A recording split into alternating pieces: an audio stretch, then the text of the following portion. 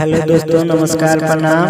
आप लोग के छोटे भाई हम राइटर शशि सराबे तो आप सबके बीच एक सुपरहिट ऑर्केस्ट्रा सॉन्ग लिखा हूँ। तो आप लोग सुनिए इस गाना को और लाइक कमेंट शेयर जरूर कीजिए। तो चलिए मैं आप लोग का सुना रहा हूँ गाना का क्या बोल है।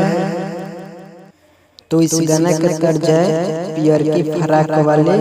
तो चलिए मैं इसका मुखड़ा सुना रहा हूँ।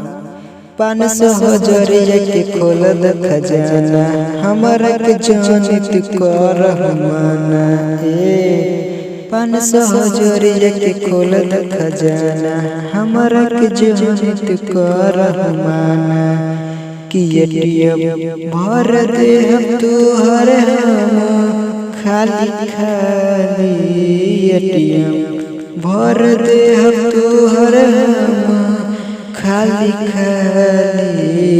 चोली में डाले दे, चोली में डाले दे, चोली में डाले दे माल बंगाल वाली। चोली में डाले दे माल ऑर्केस्ट्रा वाली।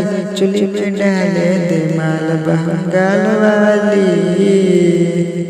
तो आप लोग सुनिए इस गीत को किस भाव से था और किस स्केल से था। तो अगर आप लोग को अच्छा लगा हो तो इस चैनल को सब्सक्राइब कीजिए और साथ में बेल आइकन को दबाना ना भूलिए, ताकि मेरा जितना गाना इस चैनल पर अपलोड हो तो आप सबके बीच पहुंच जाए। तो चलिए फिर मिलते हैं अगला वीडियो में। जब तक नमस्कार, प्रणाम।